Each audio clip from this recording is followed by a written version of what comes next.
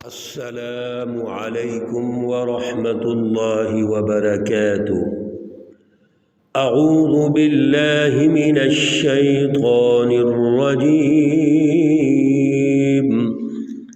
بسم اللہ الرحمن الرحیم۔ یا ایہا الذین آمنوا قاتلوا الذین یلونکم من الکفار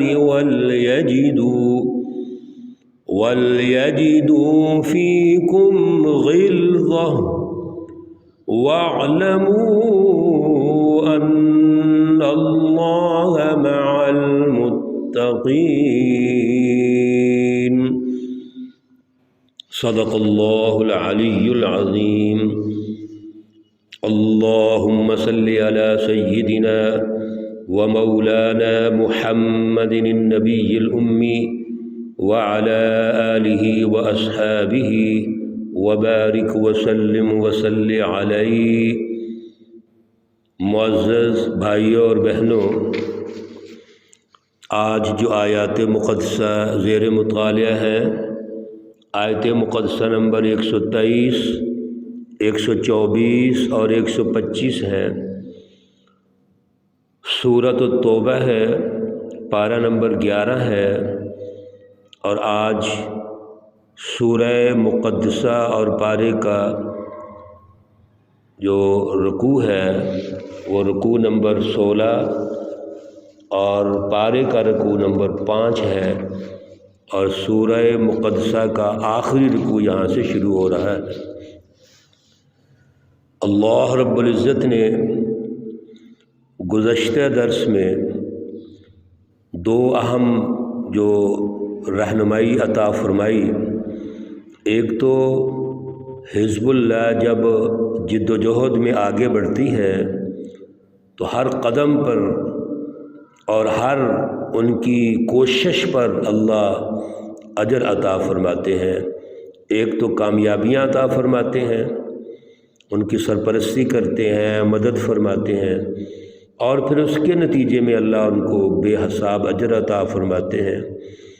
اور جہاد اس وقت فرض عین ہوتا ہے، سب پر سب کو شامل ہونا ہوتا ہے، جب جماعت فیصلہ کر دے کہ سب پریکٹیکل اس میں شامل ہو جائیں۔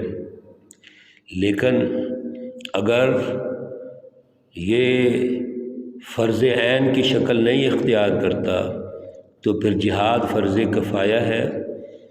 پھر جہاد پر جانے کے لیے جماعت کچھ لوگوں کو طے کر دے گی، اور کچھ لوگ پیچھے علم حاصل کریں گے، کچھ دین کی سمجھ حاصل کریں گے، کچھ اور تقسیم کار کے مطابق جو جو امور جماعت طے کرتی ہے وہ سر انجام دیں گے۔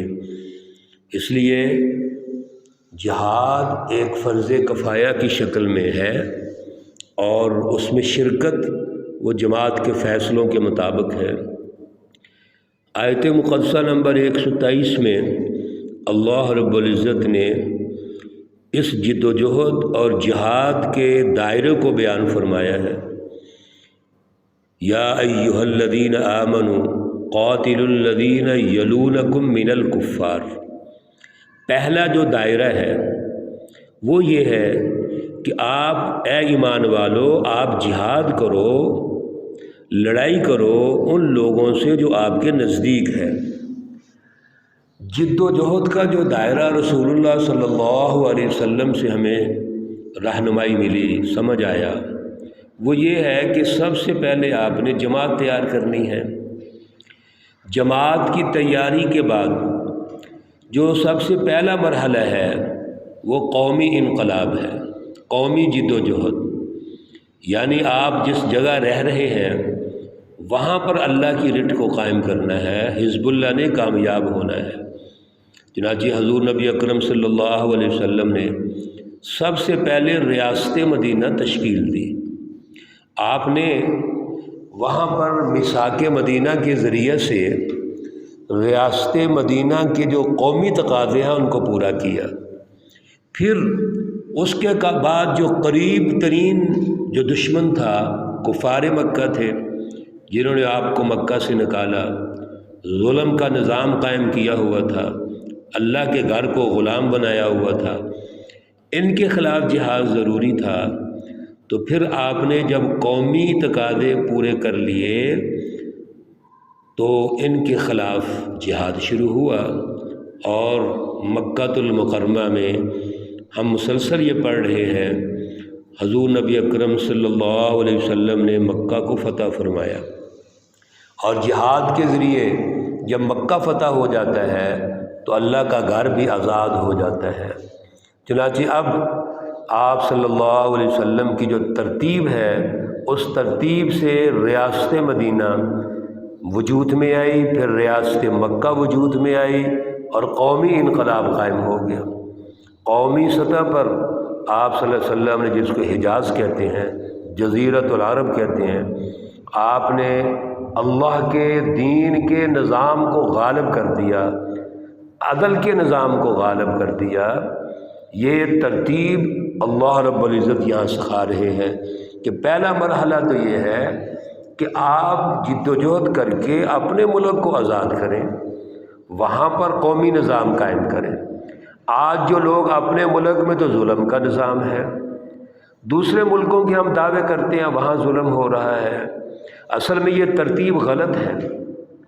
اگر دوسرے ملکوں کے ظلم کو ختم کرنا ہے تو پہلے اپنے ظلم کی تو پہچان پیدا کیجئے، آپ اپنے قومی سسٹم کو تو چینج کریں، یہاں عدل کا نظام قائم کریں، یہاں اپنے دشمن کو پہچانیں، یہاں شعوری جد و جہد کریں۔ تو جب اپنے گھر کے اندر کوئی سسٹم غالب کریں گے تو دوسروں کو دعوت دیں گے نا۔ تو یہ اللہ رب العزت نے ایک ترتیب ہمیں سمجھا دی ہے، وَلْيَجِدُوا مِنْكُمْ غِلْظَةً۔ یاد رکھیے، دشمن کے لیے نرمی نہیں ہونی چاہیے، دشمن کے لیے سختی ہونی چاہیے۔ دشمن کا جب مقابلہ کرنا ہے تو پھر وہاں نرمی کا کیا تعلق ہے؟ اللہ رب العزت نے اس لیے فرمایا ایک دوسری جگہ پر، جاہد الکفار والمنافقین واغلظ علیہم، کفار سے جہاد کرو، اعلی کار جو طاقتیں ہیں منافقین، ان سے جہاد کرو اور سختی کرو۔ اور پھر مومنوں کی شان بیان کی گئی سورۃ الفتح میں، محمد الرسول اللہ والذین معہ اشداء علی الکفار رحماء بینہم۔ یہ جو حزب اللہ ہے یہ کافروں پر سخت ہے، ہاں اپنے انٹرنل اور داخلی نظام میں اخوت اور بھائی چارہ ہے، وہاں نرمی پائی جاتی ہے۔ آپس میں ہمیں چھوٹی چھوٹی باتوں کو نظر انداز کرنا چاہیے، پیار اور محبت کے ماحول میں رہنا چاہیے، لیکن دشمن کے ساتھ نرمی کا کیا مطلب ہے؟ دشمن پر تو ہم نے ریٹ قائم کرنی ہے، اور ریٹ تو اسی وقت قائم ہوگی نا جب دشمن کا مقابلہ ہوگا۔ وَاعْلَمُوا أَنَّ اللَّهَ مَعَ الْمُتَّقِينَ، جان لو اللہ رب العزت کے ساتھ ہم نے تقوی رکھنا ہے۔ ہمارے دلوں میں اگر کوئی ڈر ہے، کوئی تقوی ہے، وہ اللہ کا ہونا چاہیے۔ آیت نمبر مقدسہ نمبر 124 اور 25 میں اللہ رب العزت نے منافقین کے مائنڈ سیٹ کو بیان فرمایا ہے۔ وَإِذَا مَا أُنزِلَتْ سُورَةٌ، جب کوئی سورہ مبارکہ اور مقدسہ نازل ہوتی تھی، فَمِنْهُمْ مَنْ يَقُولُ أَيُّكُمْ زَادَتْهُ هَٰذِهِ إِيمَانًا۔ یہ منافقین مذاق کرتے تھے مومنوں کے ساتھ، حزب اللہ کے ساتھ۔ بعض سادہ لوگ مسلمان ہوتے ہیں، ان کے ساتھ مذاق کرتے تھے۔ کیا مذاق کرتے تھے؟ کہ یہ جو سورہ مبارکہ نازل ہوئی ہے، اس کے نزول کے بعد بتائیے کون سا ایمان بڑھا ہے، کیا فائدہ ہوا ہے، کیا مقاصد ہیں اس سورہ مبارکہ کے نزول کے؟ اسی طرح کا ماحول ہے۔ اللہ رب العزت نے بہت پیاری تصویر کشی فرمائی، فَأَمَّا الَّذِينَ آمَنُوا فَزَادَتْهُمْ إِيمَانًا وَهُمْ يَسْتَبْشِرُونَ۔ یہ منافقین تو بیوقوف ہیں، اصل میں جو مومن ہے، جن کے دلوں میں نور اور روشنی ہے، جن کے دل اللہ سے جڑے ہوئے ہیں، وہ اس سورہ مبارکہ کو رہنمائی سمجھتے ہیں، ان کا ایمان بڑھ جاتا ہے اور وہ خوش ہوتے ہیں۔ وہ اس لحاظ سے خوش ہوتے ہیں کہ اللہ ہمیں رہنمائی دے رہے ہیں، ہمارے ذہنوں کو، دماغوں کو، دلوں کو جلا مل رہی ہے۔ اللہ رب العزت ہمیں ہمارا مستقبل سمجھا رہے ہیں، دور حاضر اس وقت کے جو مسائل ہیں وہ اللہ ہمیں سمجھا رہے ہیں۔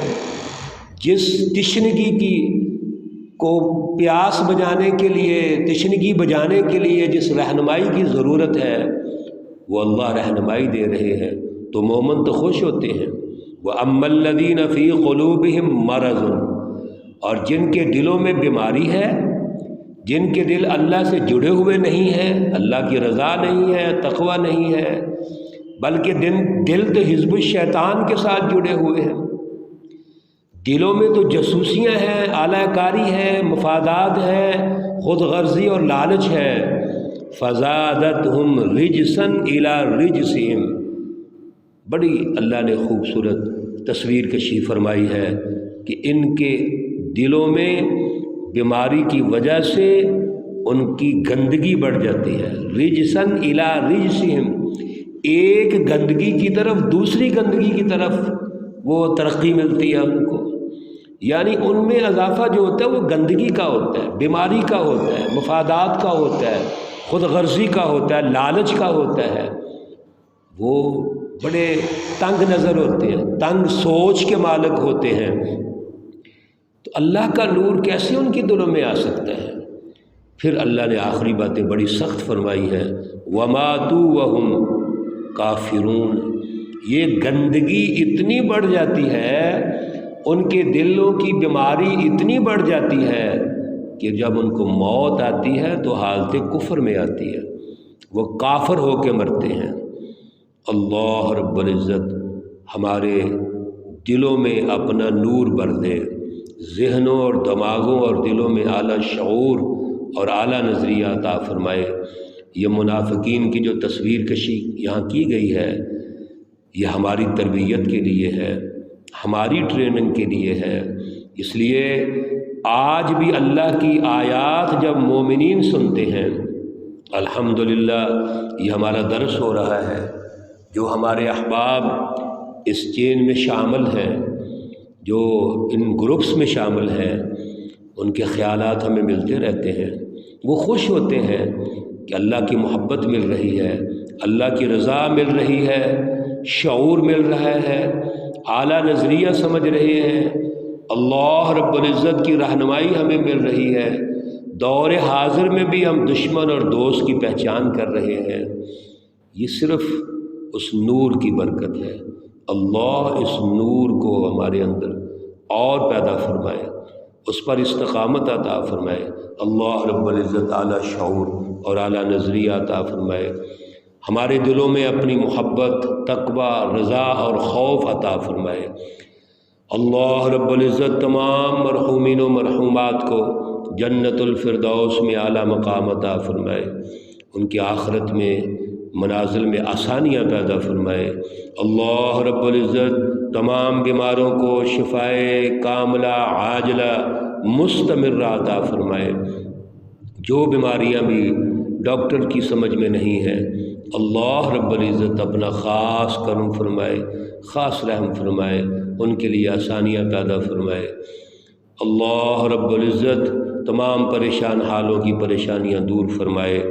ربنا تقبل منا انك انت السميع العليم وتب علينا انك انت التواب الرحيم وصلى الله تعالى على النبي الأمي محمد وعلى آله وأصحابه أجمعين وبارك وسلم تسليما كثيرا كثيرا كثيرا۔